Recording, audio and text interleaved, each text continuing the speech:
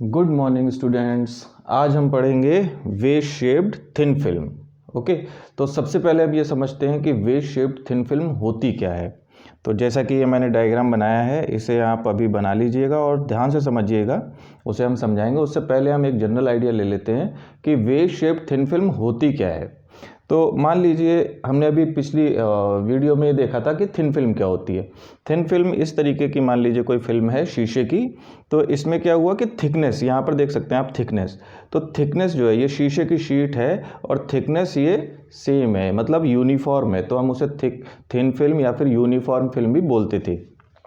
Wave shaped film में क्या है कि मान लो इस तरीके की कोई शेप है, इस तरीके की, और ये पूरी शीशे से भरी हुई है, शीशा। तो यहाँ पर क्या है, यूनिफॉर्म जो लेयर है तो इसी तरीके की है, इस तरीके की, ठीक है। लेकिन क्या है, यहाँ पर थिकनेस जो है वो चेंज हो रही है जैसे जैसे हम एक तरफ की तरफ जा रहे हैं, ठीक है। तो अगर मान लीजिए यहाँ पर थिकनेस क्या है, 0 होगी, और जैसे जैसे हम अंदर की तरफ जाएंगे तो शीशे की मोटाई जो है वो बढ़ती जाएगी। इस तरीके की फिल्म को हम वेव शेप्ड फिल्म बोलते हैं। और इसी तरीके का हमने एक क्रॉस सेक्शनल व्यू लिया है जो कि हमने यहाँ पर बनाया है, ठीक है। तो ये हमारी वेव शेप्ड थिन फिल्म है, मान लीजिए। तो ये एक व्यू हमने इस तरीके से बनाया है, जो क्रॉस सेक्शनल एरिया है ये जो इस तरीके का हमने इस तरीके का बनाया है, ठीक है।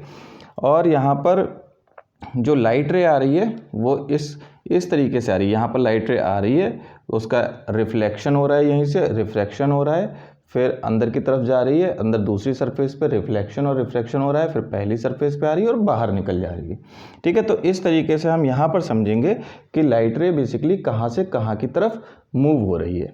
ओके, तो मैं इसे रख देता हूँ। ओके, अब हम स्टार्ट करते हैं कि लाइट रे कहाँ से कहाँ आ रही है। देखिए, सबसे पहले ये सोर्स है, यहाँ से लाइट रे ने चलना स्टार्ट किया है और लाइट रे यहाँ से इस तरफ के लिए आ रही है और पहली सरफेस पे ये यहाँ टकराती है, ठीक है। तो पहली सरफेस पे यहाँ रिफ्लेक्शन होगा और रिफ्रैक्शन होगा, मतलब यहाँ से ये परावर्तन हुआ और ये अपवर्तन हुआ, ठीक है। तो जो रिफ्लेक्शन हुआ वो तो ये लाइट रे एयर से आई थी और एयर में ही चली गई, लेकिन यहाँ पर इस फिल्म का मान लीजिए रिफ्रैक्टिव इंडेक्स हमने ले लिया, मान लीजिए इसका रिफ्रैक्टिव इंडेक्स है म्यू। ओके, तो लाइट रे अब रिफ्रैक्टिव इंडेक्स म्यू में एंटर कर रही है, तो ये एंट्री कर गई यहाँ पर, तो ये क्या होगी, it will bend towards the normal. ये नॉर्मल है, डॉटेड लाइन से जो हमने रिप्रेजेंट किया है ये नॉर्मल की तरफ बेंड हो गई। ओके, तो अब यहाँ पर समझते हुए चलते हैं कि ये एंगल ऑफ इंसिडेंस है, बेसिकली ये कितना होगा, आई। ये एंगल ऑफ रिफ्लेक्शन है, ये कितना होगा, ये भी होगा आई। ये दोनों एक दूसरे के बराबर होते हैं। ये रिफ्रैक्शन हुआ यहाँ पर, तो ये एंगल कितना होगा, ये एंगल होगा आर, बेसिकली ये एंगल होगा आर, ठीक है। तो ये लाइट रे पहले यहाँ पर आई, यहाँ से रिफ्लेक्ट हो गई, यहाँ से रिफ्रैक्ट हुई, यहाँ पर आई। अब ये दूसरी सरफेस पे जब टकराई है तो यहाँ से फिर क्या होगा, एक तो रिफ्लेक्शन होगा और रिफ्रैक्शन। ये बाहर जाने वाली रे हमने नहीं दिखाई है, ये जो डॉटेड लाइन दिखाई है बेसिकली ये सीधा पाथ है, जो अगर लाइट रे ये मीडियम चेंज नहीं होता तो सीधी जाती, तो ये सीधा पाथ दिखाया है हमने। बेसिकली ये ट्रायंगल की हमें आगे ज़रूरत पड़ेगी, इसलिए हमने इसे ऐसे बनाया है। ओके, तो हमने यहीं पर लाइट रे को बेंड कर दिया और ये वापस आ गई और ये जाते ही गई कहाँ पर, म्यू रिफ्रैक्टिव इंडेक्स में चलती गई। यहाँ पर क्या हुआ, हमारा जो मीडियम है वो ख़त्म हो गया और यहाँ के बाद वो बाहर चली गई पॉइंट ई पर। तो ये लाइट रे का पाथ था, तो लाइट रे ने यहाँ से यहाँ ट्रेवल किया और इसके बाद बाहर चली गई, एक पाथ ये था। तो अब पहले इनके एंगल को समझ लेते हैं कि बेसिकली एंगल कितना है। तो वेव शेप्ड थिन फिल्म का एंगल है थीटा, ये थीटा एंगल है वेव शेप्ड थिन फिल्म का। आई हमें मिल गया, आई मिल गया, ये हमें आर मिल गया। तो यहाँ 2-3 और एंगल्स की हमें ज़रूरत पड़ेगी, उन्हें समझ लेते हैं। ओके, तो पहले इस वाले सेक्शन पे अगर आ जाएं, तो अगर ये आई है, ये एंगल्स को ध्यान से समझ लीजिएगा और मेरी सलाह है आप लोगों को, स्टूडेंट्स को, कि ये फिगर पहले आप बना के रख लीजिए अलग पेज पर, उसके बाद मेरी थ्योरी को साथ साथ वीडियो के साथ चलते रहिए, क्योंकि मैं अभी इसे थोड़ी देर में रफ कर दूंगा तो आप लोगों को हो सकता है प्रॉब्लम हो। तो पहले ये फिगर आप वीडियो पॉज करके बना लीजिए, उसके बाद समझिएगा। ओके, तो अब चलिए आगे चलते हैं। तो ये आई मिल गया, ये एंगल कितना होगा, अगर ये नॉर्मल है, ये आई है, इसका मतलब ये वाला एंगल 90 डिग्री होगा, तो ये एंगल होगा 90 माइनस आई। ओके, यहाँ पर हमने क्या किया, पाथ डिफरेंस पता करना है, तो इस पॉइंट से हमने एक परपेंडिकुलर ड्रॉ कर दिया और ये परपेंडिकुलर यहाँ पर के पर आया, तो ये बेसिकली परपेंडिकुलर है, ये कितना होगा 90 डिग्री। तो अगर ये 90 माइनस आई है, ये 90 डिग्री है, तो ये वाला एंगल हमें कितना मिलेगा, आई। क्लियर है, तो इधर के एंगल हमारे क्लियर हो गए। अब हम इस एंगल पे आते हैं। यहाँ पर अगर ये थीटा है, ये एंगल अभी भी 90 डिग्री है क्योंकि ये नॉर्मल है, तो ये बचा हुआ एंगल कितना होगा, 90 माइनस थीटा, 90 माइनस थीटा। अच्छा, ये वर्टिकल अपोजिट एंगल बनेंगे यहाँ पर, ये और ये, तो ये एंगल भी कितना होगा हमारा 90 माइनस थीटा। अब ये वाली जो लाइन है ये भी क्या है, ये नॉर्मल है, परपेंडिकुलर है इस वाली एज पे, तो ये एंगल 90 डिग्री होगा, ये हमें पता है। तो बचा हुआ एंगल ये हम फाइंड आउट कर सकते हैं, अगर ये 90 है, ये 90 माइनस थीटा है, तो ये एंगल कितना होगा, थीटा। ये एंगल हमें मिल गया थीटा। ओके, हमें ये एंगल मिल गया। अब एक थ्योरम होती है ज्योमेट्रिकल, हम फाइंड आउट कर सकते हैं कि मान लीजिए ये वाला ट्राइंगल है, ये है ना, एफ पी और ये पॉइंट, ये ट्राइंगल है। तो किसी भी ट्राइंगल में अगर सामने वाले दो एंगल हैं, इस तरीके से अगर देखा जाए, ये वाला एक ट्राइंगल, तो इसे मैं एक्स्ट्रापोलेट कर रहा हूँ, तो इस एंगल को अगर निकालना है तो ये वाला एंगल इन दोनों एंगल का सम होता है। मान लो ये θ1 है, ये θ2 है, तो ये एंगल θ1 प्लस θ2 होगा। तो इसके अकॉर्डिंग अगर देखा जाए तो इस वाले ट्राइंगल में ये इस वाले ट्राइंगल में ये एंगल कितना होगा, theta, sorry r plus theta, तो ये एंगल हो गया आर प्लस थीटा। अच्छा, इस लाइन को हमने क्या किया, एक्स्ट्रापोलेट कर दिया, इसे आगे तक ले जाके या इस वाले नॉर्मल से मिला दिया, तो ये लाइन और ये वाली लाइन क्या है, पैरेलल। तो अगर ये दोनों पैरेलल हैं तो 100% ये एंगल इस एंगल के इक्वल होगा, तो मतलब ये एंगल भी कितना होगा, आर प्लस थीटा। ओके, ये एंगल हमें आर प्लस थीटा मिल गया। अब ये वाली लाइन, अब इस वाले पॉइंट पे देखिए, इस वाले, हालांकि ये दिखाई नहीं दे रही है एक जैसी, लेकिन ये एंगल, ये वाला एंगल और ये एंगल आपस में एक दूसरे के इक्वल होंगे, क्योंकि angle of incidence is always equal to the angle of reflection. तो ये एंगल भी कितना होगा, आर प्लस थीटा, ये आर प्लस थीटा होगा।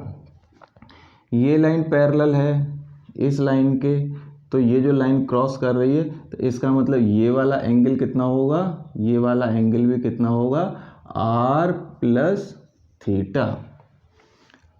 ओके, ये एंगल हमें मिल गया।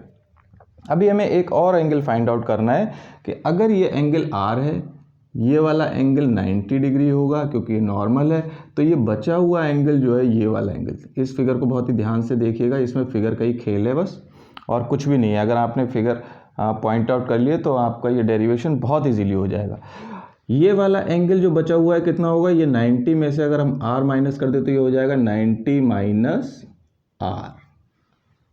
अब ये 90 माइनस r, यहाँ पर हमने एक परपेंडिकुलर ड्रॉ किया है n पर, जो कि n है, तो ये कितना है 90 डिग्री। तो अगेन ये वाला एंगल कितना होगा, ट्राइंगल का एंगल आप एक फाइंड आउट कर सकते हैं अगर दो पता है, तो ये हो जाएगा, ये 90 है, 90 माइनस r, ये फिर से कितना हो गया r। तो आपको सारे एंगल अब मिल गए।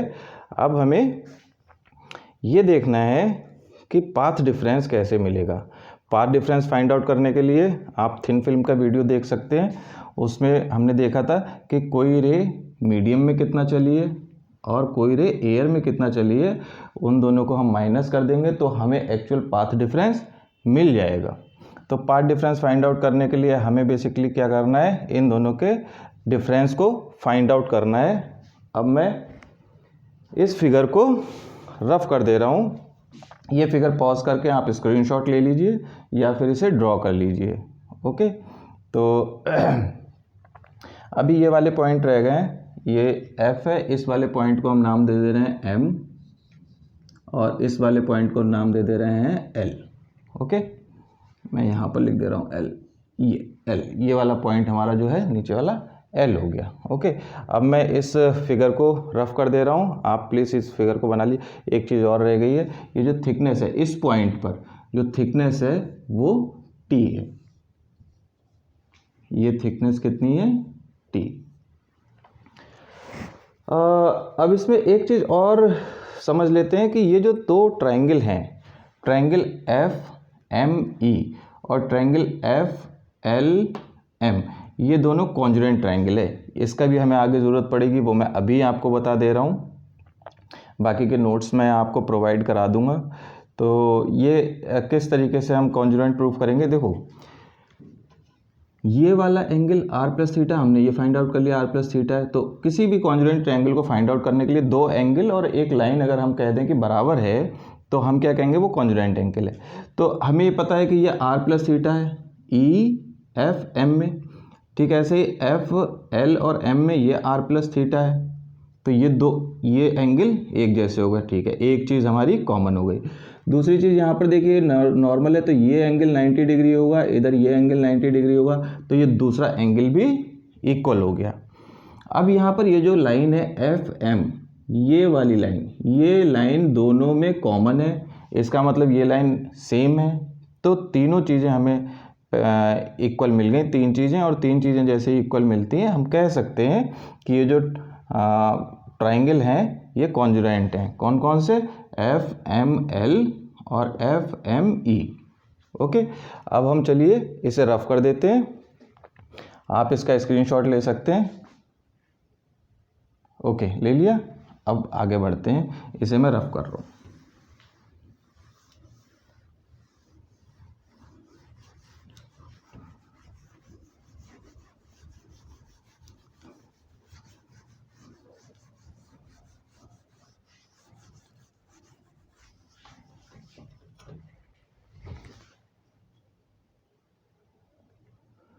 चलिए, तो फिर अब मैंने एक छोटा सा फिगर इधर बना लिया है ताकि मैं इसी के अकॉर्डिंग चल सकूं, जैसा कि हमने पहले फिगर बनाया था। ओके, शुरू करते हैं। अब हमें पाथ डिफरेंस फाइंड आउट करना है। पाथ डिफरेंस कैसे फाइंड आउट करेंगे? पाथ डिफरेंस इक्वल्स टू, ठीक है, पाथ इन फिल्म, सबसे पहले path in film minus path in air, path in air कि वो हवा में कितनी चल रही है। ये मैंने थिन फिल्म में अच्छा एग्जांपल दिया है कि मान लीजिए कोई बच्चा है, वो रनिंग कर रहा है और वो रेत में दौड़ रहा है, तो रेत में दौड़ने पे उसकी स्पीड कम हो जाएगी, और उसी के बराबर कैपेसिटी वाला दूसरा स्टूडेंट है, वो पक्की सड़क पे दौड़ रहा है, तो उसकी स्पीड अच्छी होगी है ना। तो रेत में दौड़ने वाले में कोई कमी नहीं है, लेकिन क्या है कि वो रेत में दौड़ रहा है जिसकी वजह से उसकी स्पीड में कमी आ गई। तो हम उसे इक्वलाइज कैसे करेंगे? हम कैसे कहेंगे दोनों में समान पावर है? तो हम ये देखेंगे कि रेत में जो दौड़ रहा है उसका कितना रेशियो स्पीड कम हुई है। मान लीजिए उसकी रेत में आधी स्पीड रह गई है। ओके, जब वो पक्की सड़क पे दौड़ता तो उसकी स्पीड मान लीजिए ज़्यादा होती, और रेत में दौड़ने पर आधी स्पीड रह रही है, तो हम क्या करेंगे, 2 से मल्टीप्लाई कर देंगे, और 2 से मल्टीप्लाई करेंगे तब वो उसी के बराबर आ जाएगा जो सड़क पे दौड़ता था, ठीक है। तो इस तरीके से हमने क्या किया, इसे इक्वलाइज किया। ये आप रिफ्रैक्टिव इंडेक्स के कॉन्सेप्ट से जाके भी देख सकते हैं। तो हमने क्या किया, पाथ इन फिल्म जो कि क्या है PF प्लस FE है ना, तो इसे हम म्यू से मल्टीप्लाई कर देंगे कि रिफ्रैक्टिव इंडेक्स से, तो ये पाथ हो जाएगा हमारा mu multiply by PF plus FE और minus path in air, air में कितना है PK। ओके, तो अब हम देखते हैं कि इनकी वैल्यूज़ को हमें पुट करना है। तो सबसे पहले हम PK की वैल्यू निकालेंगे, जो कि इस वाले ट्रायंगल में PEK के ये 90 डिग्री। तो PEK में अगर हम देखें ये हमारा I है, तो साइन थीटा अगर हम यहाँ से फाइंड आउट करें तो हमें मिल जाएगा। ऐसे ही PNE से हमें साइन R मिल जाएगा, और इन दोनों का रेशियो हमें पता है। बेसिकली स्नेल्स लॉ ने क्या कहा था कि refractive index mu is nothing but the ratio of these two angles sine I over sine R which is equal to, इसमें साइन I निकालिए PEK में, साइन I ये अगर एंगल है तो इसके सामने वाला परपेंडिकुलर होगा और इसके पास वाला बेस होगा, और दूसरा पास वाला क्या होगा, जो लॉन्ग लाइन होगी हाइपोटेनियस। ओके, तो साइन थीटा इक्वस टू होता है परपेंडिकुलर अपॉन हाइपोटेनियस, लंब बटे कर्ण। तो इसके लिए परपेंडिकुलर होगा पी के डिवाइडेड बाई हाइपोटेनियस, हाइपोटेनियस क्या है पी ई। ओके, ये तो हमें मिल गया। अब साइन आर फाइंड आउट करना है। Sine r p n e में देखिए, पी एन ई, तो साइन आई होगा परपेंडिकुलर अपॉन हाइपोटेनियस। तो अगर ये आर है तो परपेंडिकुलर कौन सा होगा, इसके सामने वाला। तो सामने वाला क्या है पी एन, तो पी एन हो गया हमारा परपेंडिकुलर अपॉन हाइपोटेनियस क्या है अगेन पी ई। इसमें अगर देखेंगे तो पी ई से पी कैंसिल आउट हो जाएगा, हमें मिलेगा पी के ओवर पी एन। ओके, तो पी के इक्वस टू हमें क्या मिल गया, पी के इक्वस टू मिल गया म्यू पी एन। अब ये वाली वैल्यू हम उठा के कहाँ रख देंगे, इस वाली इक्वेशन में, ये वाली इक्वेशन में। तब हमें जो पाथ डिफरेंस है वो क्या मिल जाएगा, path difference equals to mu p f plus F E minus mu P n. Okay, अब पी एफ को हम दो हिस्सों में लिख सकते हैं। ये जो पी एफ है इसे हम p N plus N f भी लिख सकते हैं। भाई एक ही लाइन है, हमने दो हिस्सों में तोड़ दी, तो mu equals to P F को हमने दो हिस्सों में लिख दिया, P N plus N F और प्लस एफ ई, तो ये है ही एफ ई माइनस म्यू पी एन। तो अगर हम इसमें म्यू को कॉमन ले लें तो क्या मिलेगा, म्यू कॉमन ले लिया, ये मिलेगा p N plus N f plus F E minus p N. तो पी एन से पी एन यहाँ कैंसिल हो जाता है, हमें मिलता है n f plus F e mu n f plus F e. अब इसमें कुछ भी नहीं है।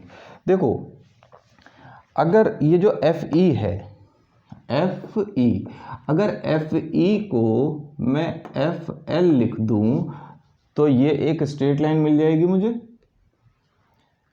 है ना। ये अगर मुझे स्ट्रेट लाइन मिल जाएगी तब क्या होगा, तब हमारा जो इक्वेशन है वो और इजी हो जाएगी। तो अब हम इसे इक्वल करते हैं, लेकिन इक्वल हम क्यों कहेंगे, इक्वल हम इसलिए कहेंगे क्योंकि ये ट्राइंगल कॉन्जुरेंट है, और वो हमने पहले ही बता दिया कि कॉन्जुरेंट कैसे। तो आप यहाँ पर लिखेंगे because this angle L is equal to the angle FEM equal these two angles are perpendicular and the line FM is common in both the triangle। तो ये कॉन्जुरेंट ट्राइंगल प्रूफ हो गया। आप ये तीन स्टेप लिखेंगे जो मैंने पहले बताए थे फिगर को समझाने के दौरान। तो ये लिखने के बाद ये जब एक ही हो गए तो इसका मतलब हम कह सकते हैं कि सारी लाइंस भी इक्वल होंगी। तो FE would be equal to FL। Okay, मैं फिर से पॉइंट पे हाथ रख रहा हूँ, आप उस वाले फिगर में देखिएगा FE equals to FL। Okay, तो FE की जगह हम FL लिख देंगे। तो mu equals to mu n f plus FL। अब फिर से ये एक स्ट्रेट लाइन हो गई NF प्लस FL, तो हम इसे NL लिख सकते हैं। तो ये हमारा क्या हो जाएगा म्यू NL। ये हमारा एक पाथ डिफरेंस मिल गया। Okay, mu NL। अब यहाँ तक आपको सॉल्व कर दिया है। अब इसके बाद आपको क्या करना है, अब इस ट्राइंगल पे रहना है NLE पर। तो अब इस ट्राइंगल की बात करेंगे, बाकी की सारी चीज़ें मैं रब कर दे रहा हूँ। अब हमारा आधे से ज़्यादा काम जो है वो फिनिश हो गया। इसे मैं ऊपर का पहले रब कर दे रहा हूँ।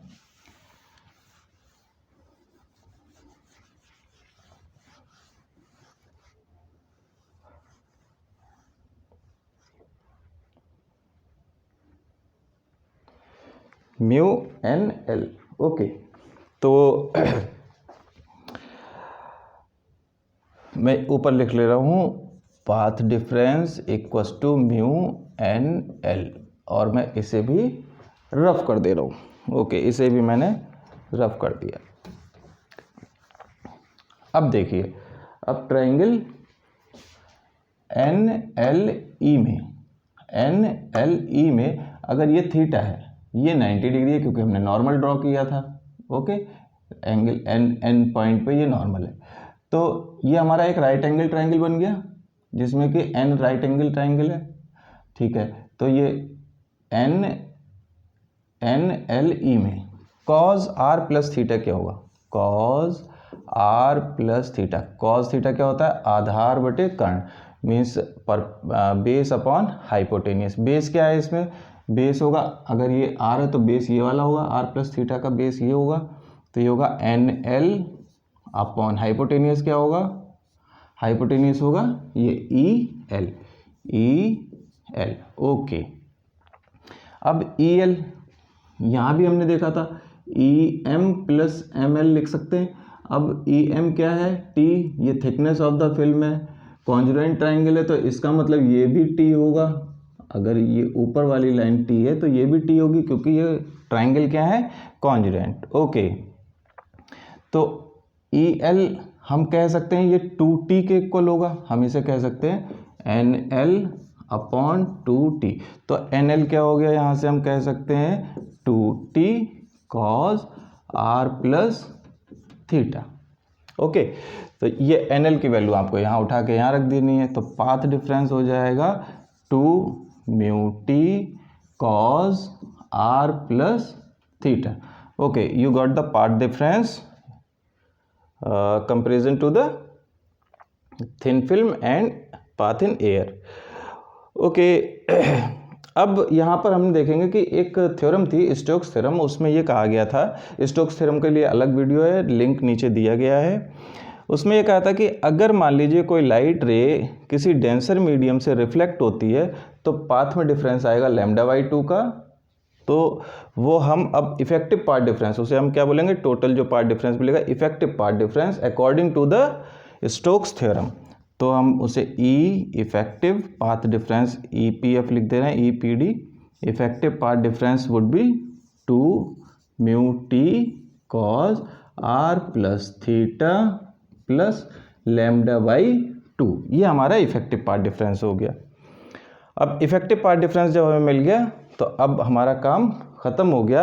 अब हमें केवल कंडीशंस लगानी है। वो कौन सी कंडीशन होंगी, कंडीशन फॉर ब्राइटनेस और कंडीशन फॉर डार्कनेस। हमारा टारगेट होता है किसी भी थिन फिल्म में फाइंड आउट करने का इफेक्टिव पाथ डिफरेंस और उसकी ब्राइटनेस और डार्कनेस की कंडीशन को अप्लाई करने का। चलिए अब हम कंडीशंस अप्लाई करते हैं।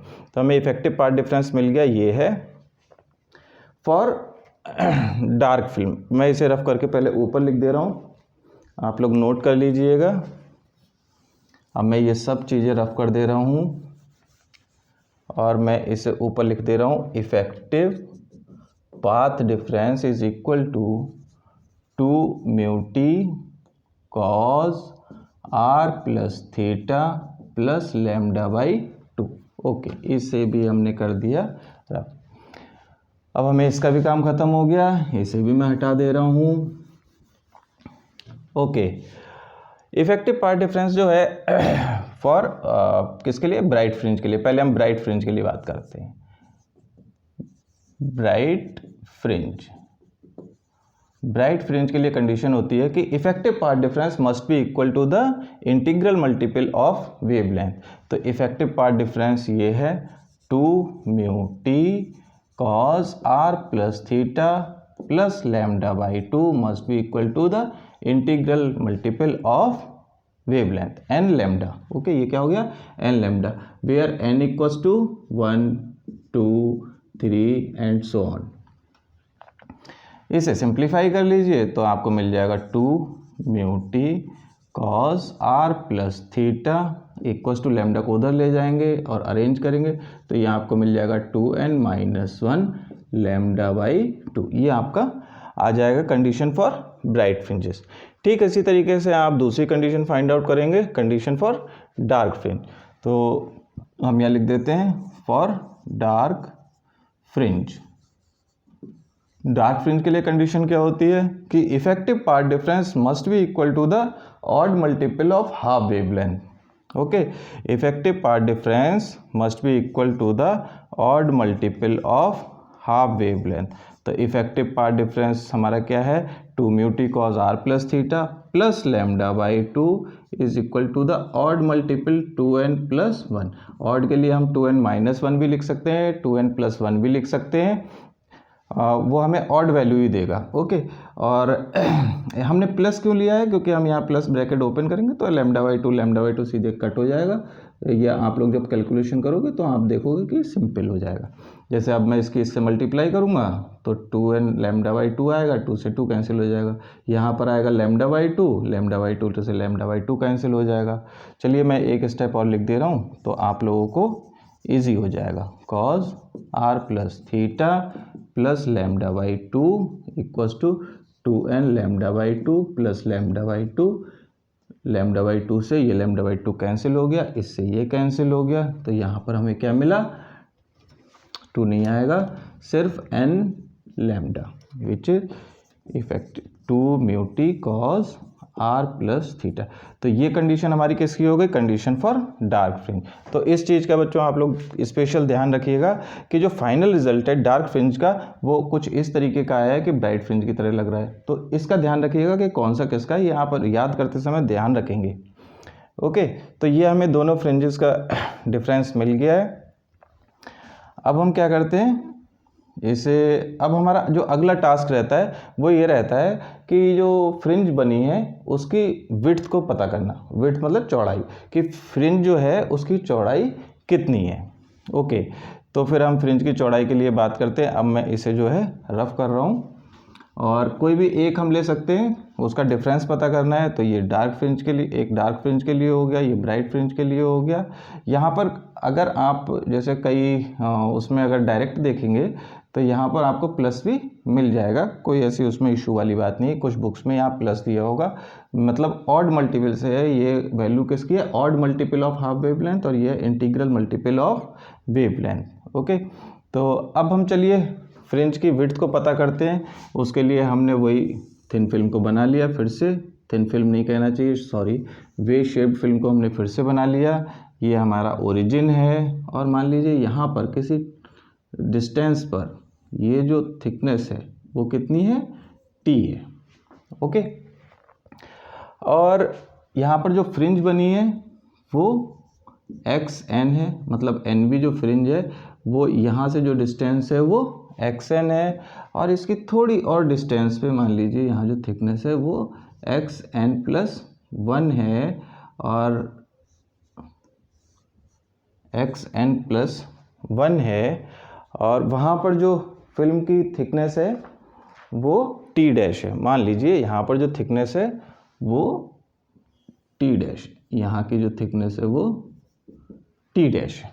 ओके, तो हम पहले ये थीटा हमें गिवन है, तो अगर मैं यहाँ से कहूँ कि tan थीटा की वैल्यू क्या होगी तो हम tan थीटा फाइंड आउट कर सकते हैं। तो tan theta equals to t/xn+1। Okay, तो हमें यहाँ से ये मिल गया t इक्वल्स टू, यहाँ से हम देखेंगे t की वैल्यू क्या मिल गई, t equals to xn+1 tan theta. अरे सॉरी, ये तो xn है ना t की वैल्यू, तो tan theta equals to t/xn which is t equals to xn tan theta. Yes, now is it okay? Now it is okay.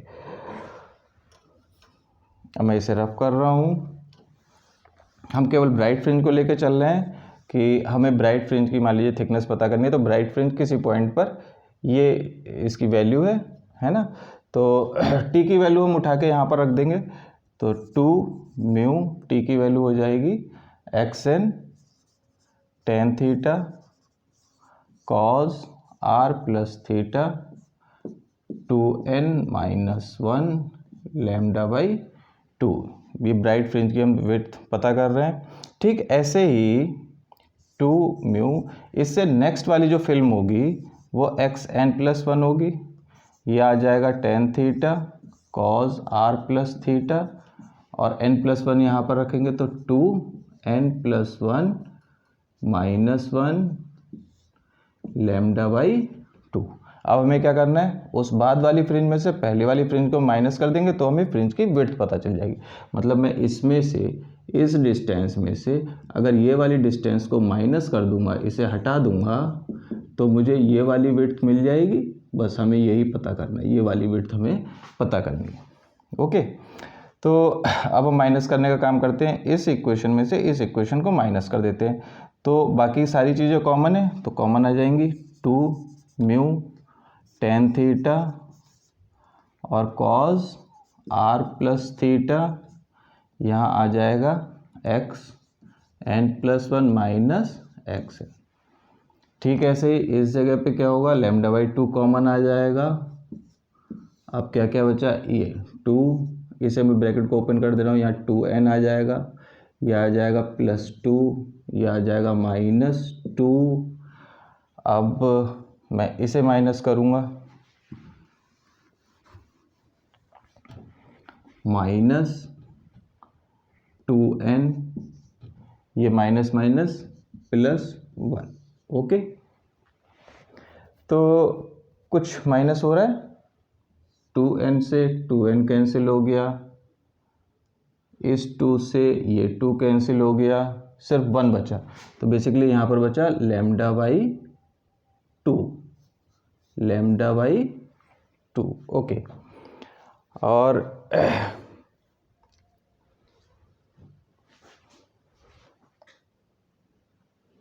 यहाँ पर lambda by 2 common आ जाएगा, लैम्डा बाई 2 कॉमन ले लीजिए, और ये 2n यहाँ पर 2 से मल्टीप्लाई हुआ है +2, ये माइनस का 1 रहेगा, ये माइनस में आ जाएगा -2n, और ये माइनस माइनस प्लस हो जाएगा +1। ओके, तो 2n से ये 2n कैंसिल हो गया, इस 1 से ये 1 कैंसिल हो गया, तो ये बचा 2, तो ये आ जाएगा लैम्डा बाई 2 मल्टीप्लाइड बाई 2, ये 2 से फिर 2 कैंसिल हो गया, बचा lambda equal to lambda. Okay, अब इसमें हमें क्या करना है, फ्रिंज विड्थ, ये फ्रिंज विड्थ है, इसे हमें अलग रखना है। मैं ऊपर का रब कर दे रहा हूँ।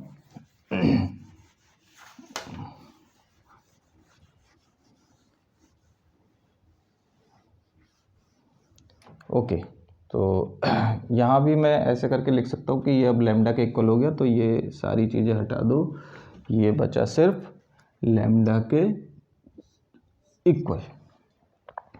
इसे हम कई बुक्स में बीटा से भी रिप्रेजेंट करते हैं, कई बुक्स में एक्स बार से, एक्स बार, या फिर और कभी कभी हम इसे कई बुक्स में आपको ये बीटा से भी लिखा हुआ मिलेगा। ओके, तो ये इक्वल टू किसके मिलेगा, लैम्डा, और ये सारी चीज़ें जो है यहाँ अपॉन में ले आइए, 2 mu tan theta cos r plus theta for normal incidence. अगर मान लीजिए लाइट रे सीधी आ रही है, सीधी जैसे कि नॉर्मल होता है, तो हम कहेंगे कि इंसिडेंस एंगल और रिफ्रैक्टेड एंगल, अपवर्तित एंगल और इंसिडेंस एंगल, ये दोनों क्या होते हैं, 0, आई भी 0 होगा और आर भी 0 होगा। तो हम क्या कहेंगे कि फॉर नॉर्मल इंसिडेंस आर क्या होगा, 0। तो इफ़ आर इक्वल्स टू 0, तब हमें वैल्यू क्या मिलेगी, आर इक्वल्स टू 0 रखोगे तो कॉस थीटा मिलेगा, यहाँ पर आर 0 हो जाएगा। देखिए, तो बीटा इक्वल्स टू आपको मिलेगा lambda over 2 mu tan theta और cos थीटा। ओके, आर 0 हो गया। tan थीटा को हम sin theta upon cos theta लिख सकते हैं, तो lambda upon 2 mu sin theta over cos theta into cos theta, cos theta से cos थीटा कैंसिल, तो हमारे पास क्या बचा, सिर्फ ये cos थीटा को मैं हटा दे रहा हूँ। ओके, ये कैंसिल हो गया, अब बचा सिर्फ ये। अगर theta, if theta is very small, तो अगर थीटा वेरी स्मॉल है तो we can say if theta is very small, then हम कह सकते हैं sine theta is approximately equal to theta. तो हम साइन थीटा की जगह हम थीटा लिख देंगे। अब हम देखते हैं, तो हमें जो फ्रिंज विड्थ थी बीटा वो हो जाएगी लैम्डा अपॉन 2 म्यू थीटा। ये हमारा फाइनल डेरिवेशन आ गया फ्रिंज की विड्थ का। तो आपको ये दो चीज़ें फाइंड आउट करनी होती हैं किसी भी थिन फिल्म को जब आप ड्राइव करते हैं।